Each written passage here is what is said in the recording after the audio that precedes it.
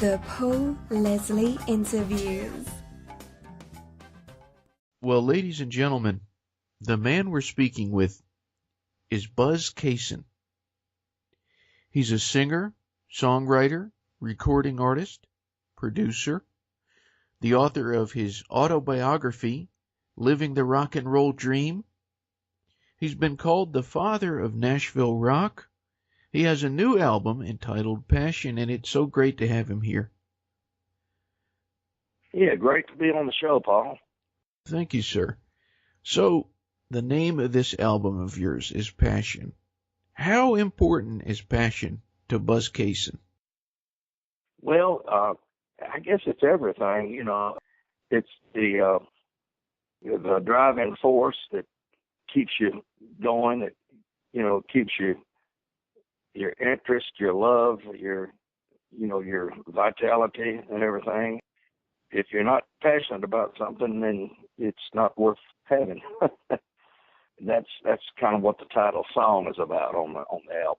It's take away my secrets, take away my song, take away my torn jeans that I've worn so long, take away my shotgun and my Chevy Malibu.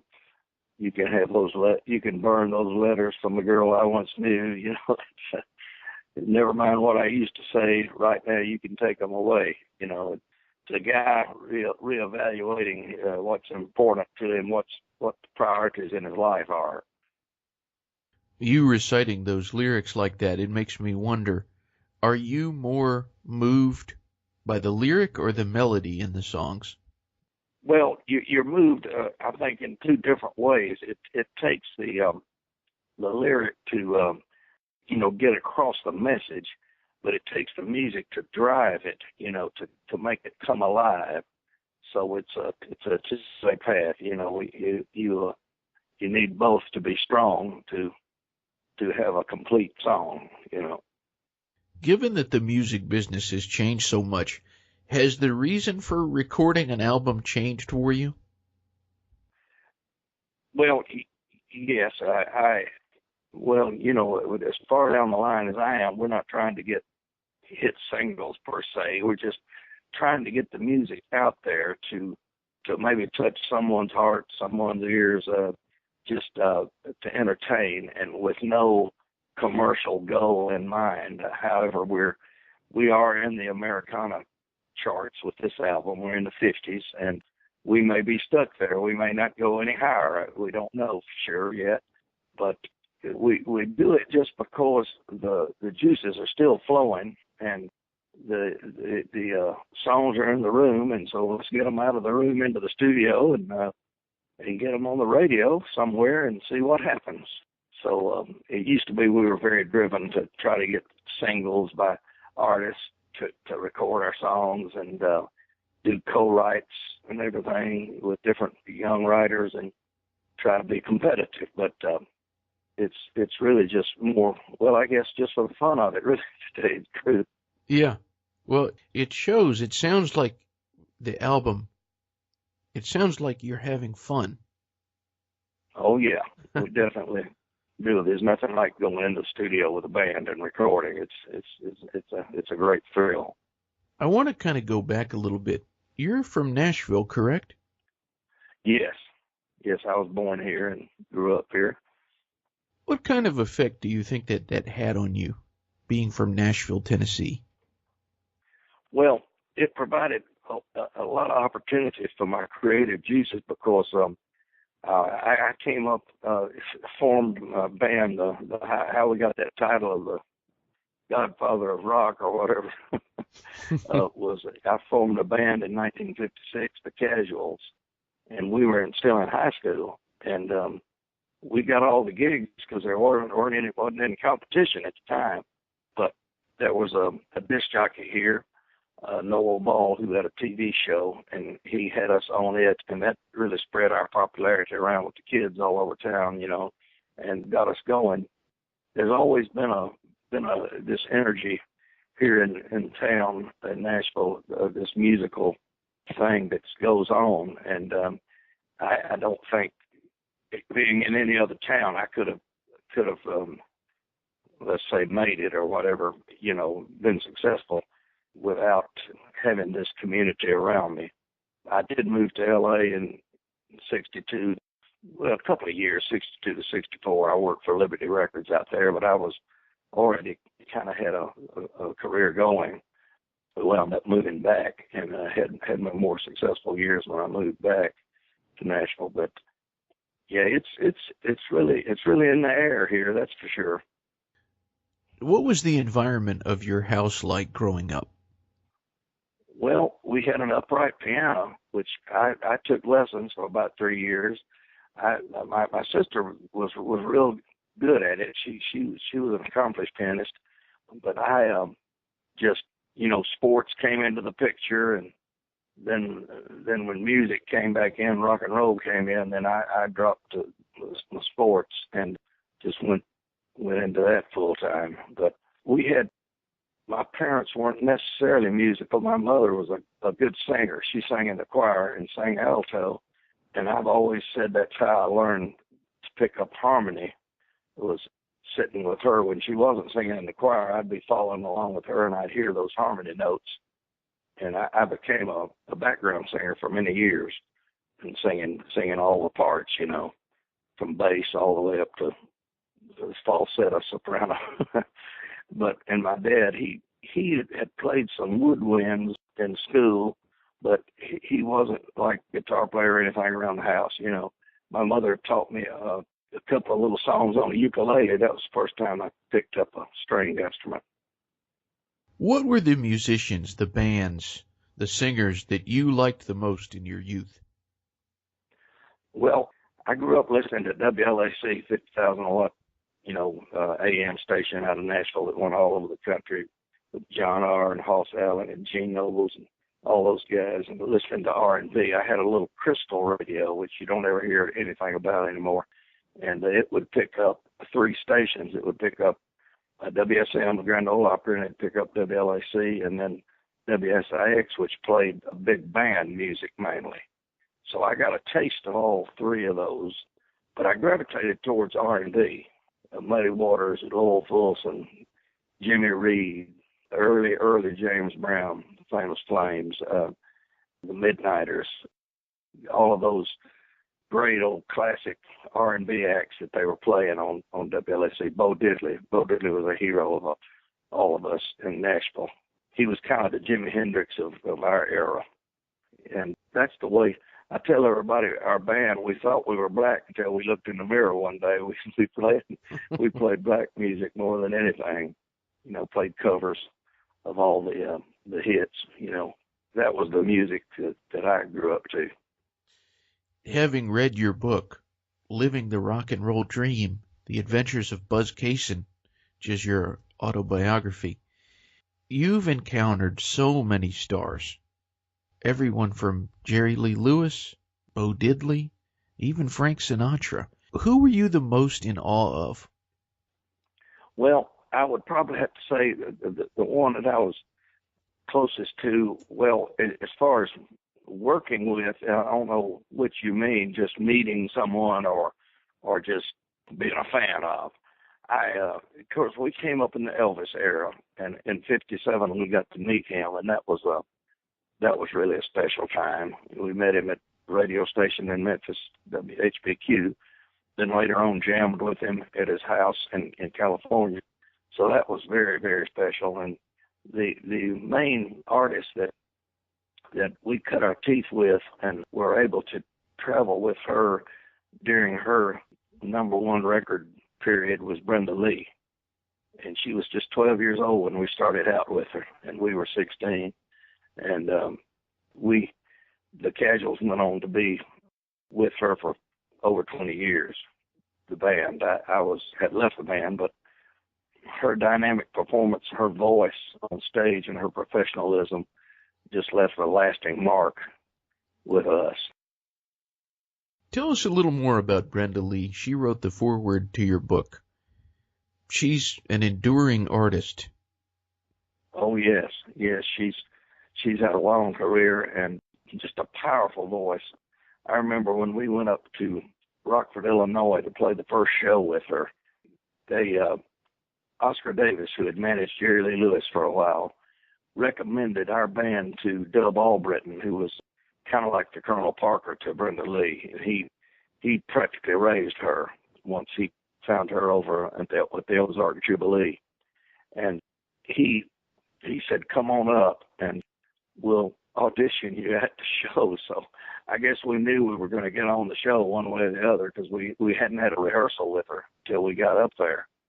And we went on, and she was so tiny that the footlights were so large. In those days, they had those big, looked like aluminum, stainless, or whatever. They were metal footlights, and they came up about 3 feet, and she wasn't but about 4 feet tall, at the most. And so we set her up in a chair, and she opened that voice and sang without moving a limb, and just brought the house down. We thought, man, this kid is something else, And then we went on to start playing shows with her around the South on various rock and roll shows, and then broke in her nightclub act we rehearsed it in New York to begin with, because they put us with a very difficult choreographer, Richard Barstow, who about killed us rehearsing 8 hours a day.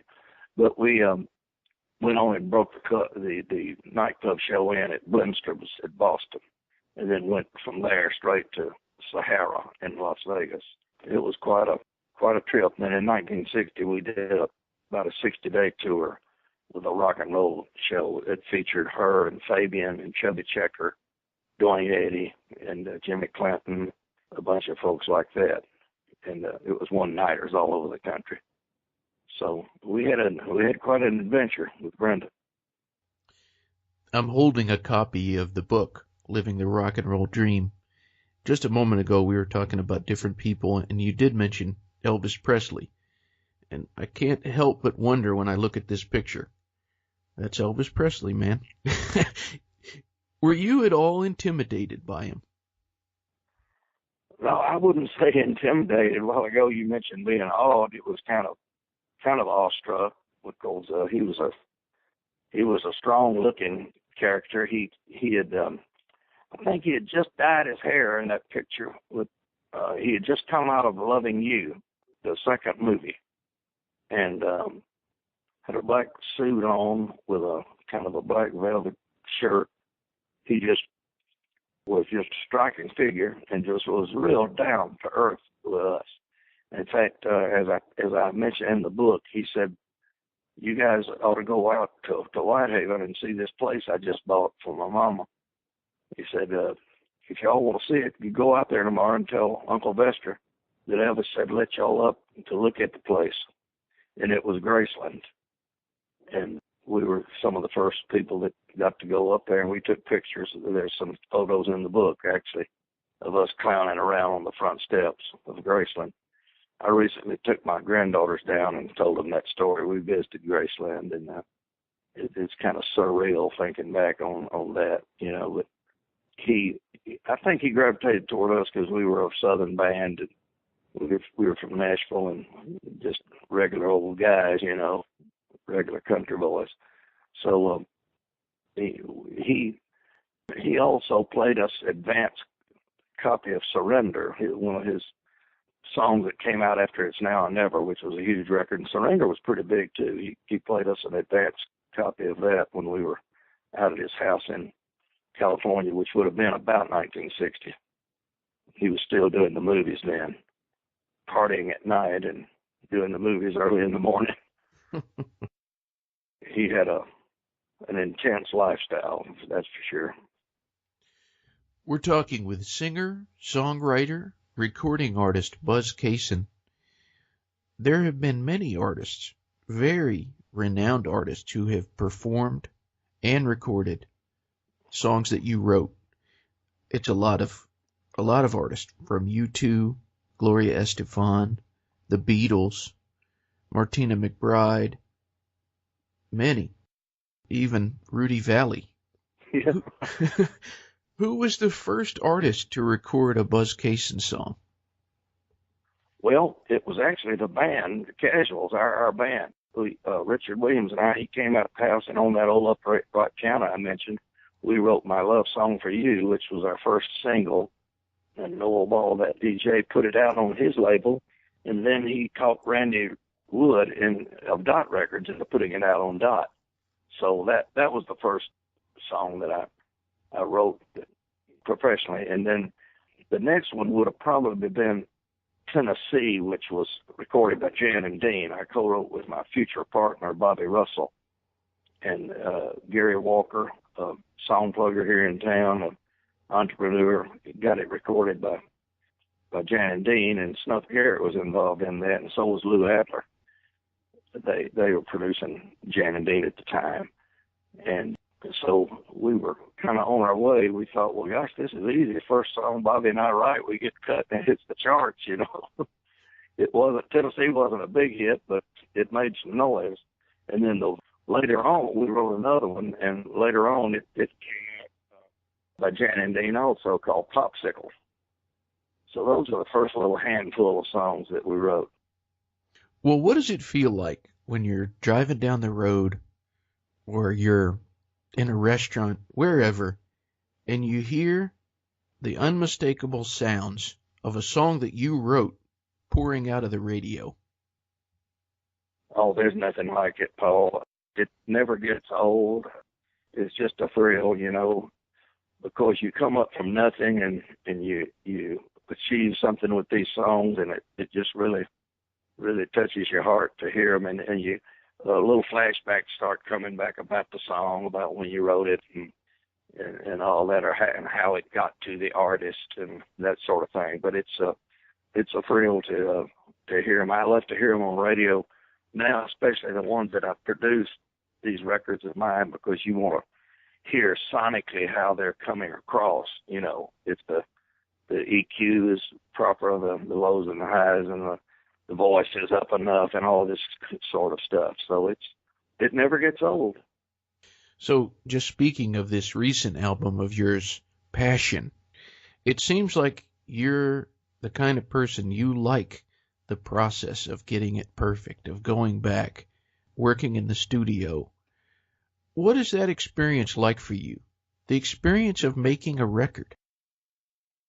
Well, it's family, you know, because I've got a set bunch of musicians that I usually use. I experiment around and try new places, but you just start out sitting down playing it on acoustic guitar, just showing the guys the song, and they're looking at the chart. You know, you write out a little number chart or something like that, and just build from there. And your relationship with your engineer is important. I've had same engineer for about 20 years, Joe Funderburk, and now I'm working with my son, Parker Cason, on several cuts on the Passion album, and we're co-writing some too. Parker and I are. So it's just a thrill to finally hear the finished product. It's hard to get it down to the finished product anymore, because you get different opinions and different things, but the buck usually stops with me. You know, I make the final decision on what the song is going to sound like. But it's a fun process. It really is. Is there a song on your album Passion that you are more fond of? Well, song-wise, I don't know, but I like Will You Love Me. Has an honest rock kind of a feel to it. And there's one called Bread that I like a whole lot. And then I like the title song of Passion. It's loaded up with ones that I really like, but I kind of felt like Will You Love Me came off better than maybe some of them, kind of captured the essence of rock and roll and what we were trying to say on it. We're talking with songwriter Buzz Cason. One of your songs, Everlasting Love, everybody knows that song. What do people identify with that song? Well, it's an uplifting song. When it hits that chorus, it's got a certain magic to it that becomes kind of like an anthem. Everybody everybody can sing along to it. It's easy. If all they sing is "Everlasting Love," that's it's enough to kind of make an indelible mark on their musical memory.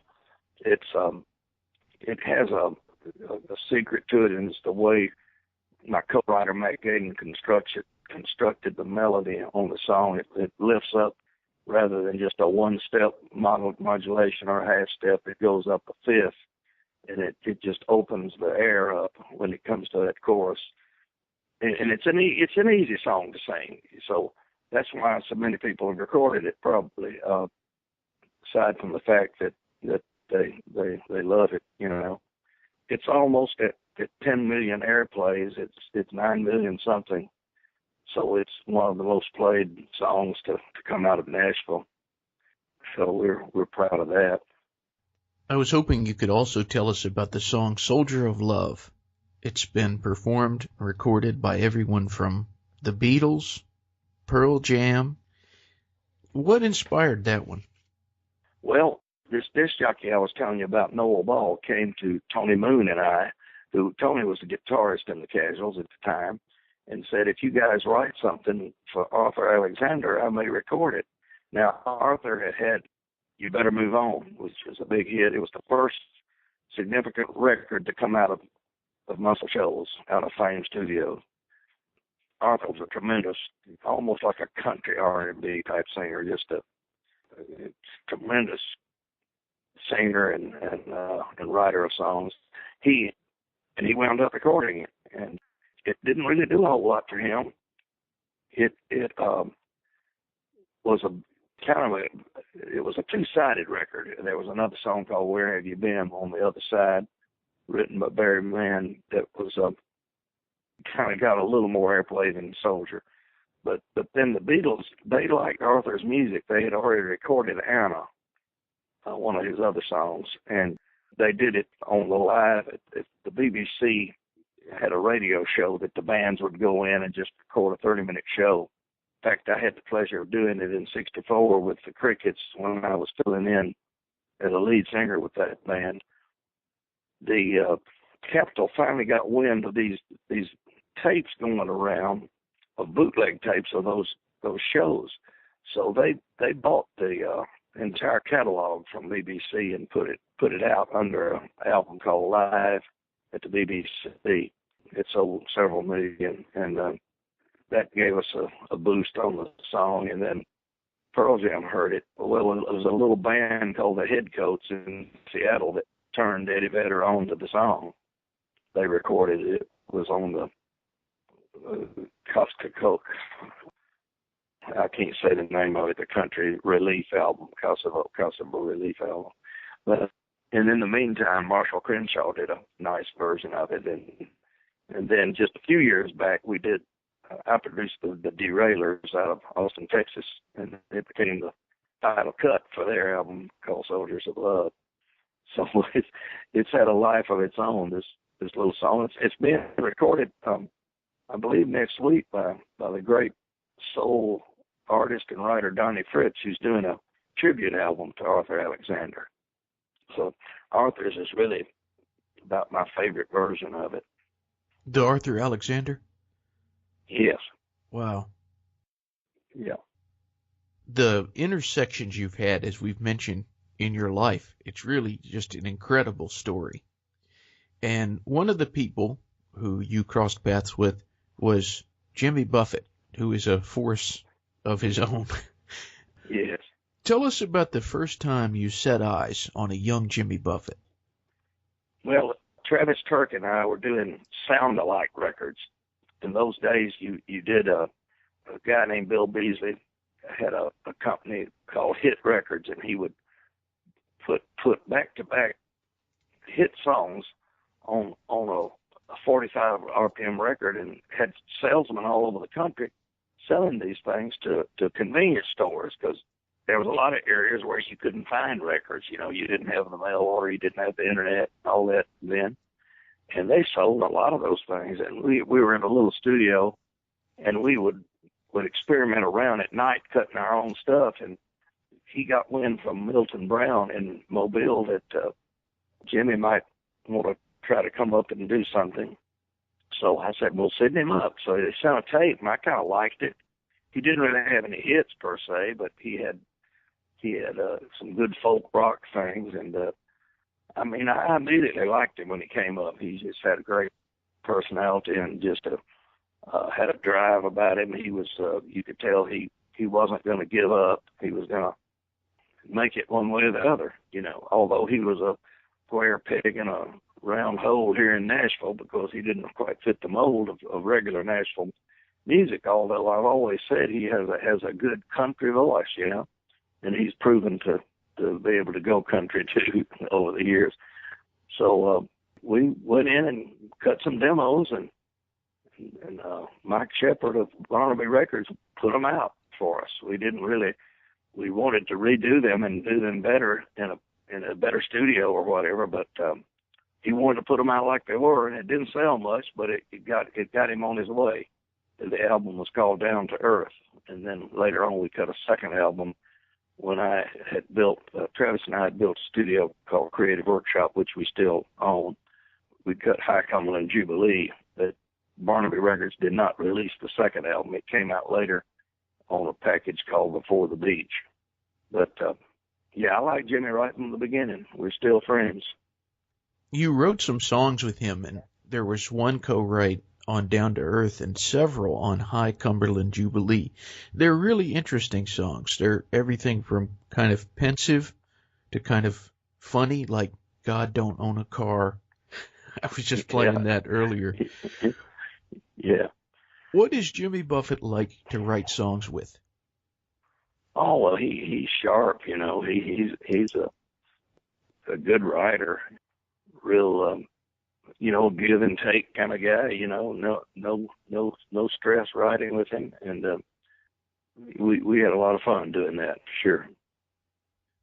No matter if it's another artist, if you're performing live, or on this recent album of yours, Passion, when somebody listens to your music, what is your goal? What do you hope that they get from that experience?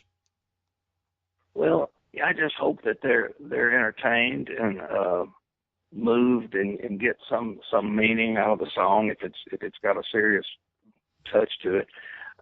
But just that it makes them feel good, you know, or strikes some emotion, and then you know you kind of just put them down and let it happen, you know.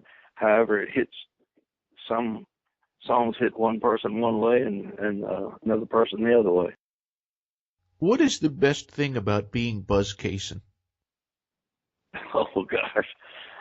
Well, I sometimes wonder about that. I question myself, who am I? What am I doing here?